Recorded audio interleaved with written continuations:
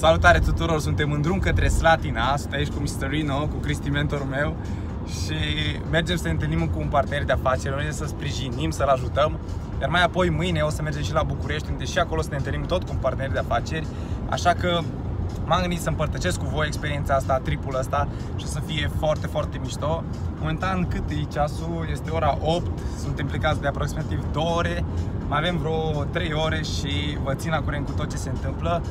Și o să fie the bomb, o să fie un weekend mișto, o să facem networking, o să cunoaștem oameni noi, o să ne dezvoltăm și o să ne petrecem un timp de calitate împreună.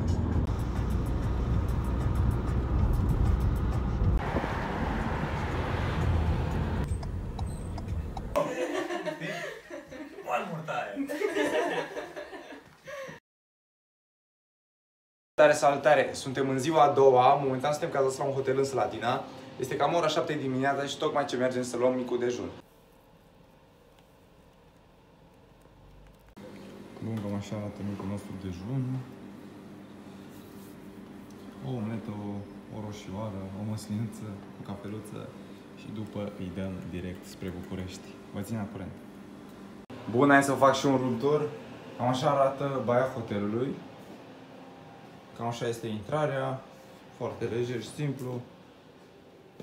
Camera e super ok, mai ales pentru ce am avut nevoie, am avut de un pat, este foarte, foarte ok.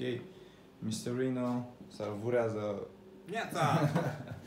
Ala-i tată! Same plan să împărtășesc cu voi câteva secvențe din întâlnirile de ieri, dar datorită faptului că întâlnirile au fost interesante, m-am prins în discuții și mi-am dat seama că n-am filmat numai când se terminaseră. Dar ca idee a fost foarte fain, avuserăm un timp de calitate împreună. După am mers la un restaurant, am mâncat, am împărtășit puncte de vedere și momentan suntem pe drum către București. Ca idee o să vă țin la curent cu tot ce se întâmplă, mergem acolo să ne întâlnim cu Vlad, iar după o să plecăm înapoi către Târgu Mureș.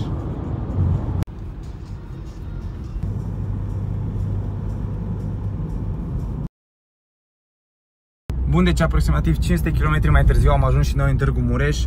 Ca idee, haideți să vă arăt. Cam asta e ceea ce am lucrat noi astăzi și ieri. Sunt 850 de km dacă nu se vede. A fost o experiență și un trip foarte, foarte mișto. Am întâlnit mulți oameni noi, am făcut networking de calitate, ne-am dezvoltat, am învățat de la alții și cred că asta e chestia primordială. Dar desigur sunt și rezultate. Astăzi la București ne-am întâlnit cu un partener de afaceri, cu Vlad. Am avut 3 întâlniri și lucrurile au fost foarte, foarte mișto. Mă bucur că v-am putut lua cu mine în experiența asta și dacă aveți ceva sugestii pentru vlogurile viitoare, vă rog, lăsați-le în comentarii și sper din tot sufletul că v-a plăcut vlogul. Și până atunci, ce să zic, numai bine și o zi productivă și semnificativă vă doresc. Pa, pa!